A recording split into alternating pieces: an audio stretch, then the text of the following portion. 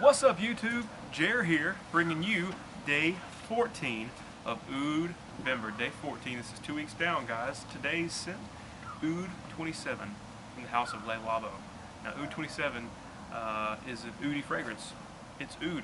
Finally, we've got one that is pretty much dominated by the oud.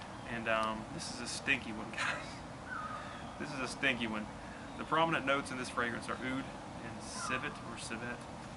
And my understanding is that civet or whatever is kind of mined from the glands of ferrets. So it smells very animalistic and very, it effing stinks. It smells really bad. You combine it with oud, and those two are both pretty strong, and it is a pungent fragrance. My wife thought this was awful. I mean, she smelled it and LOL'd.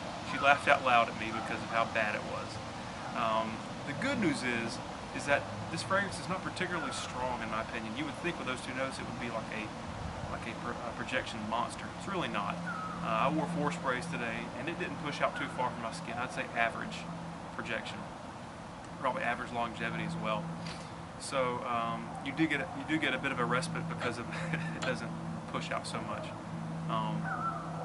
When you first sprayed on, when I first sprayed it on, I was like, you know,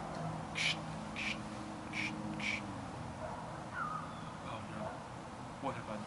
Like I was nervous, like oh boy, this day is a big question mark. This could go really bad, really bad. And so the first hour or two, it's pretty stank.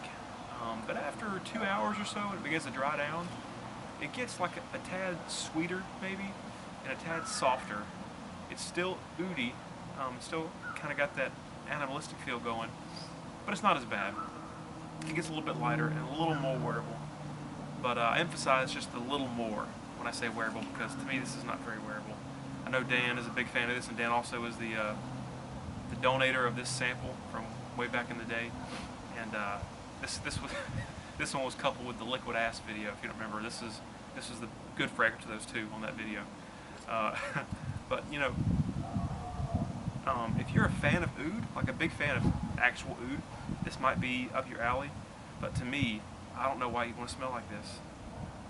You know, I thought for a second, well maybe because it's like oud and animalistic, it'll have this like raw sexual appeal thing going. You smell like just like a man's man, and it'll just kind of drive the ladies crazy.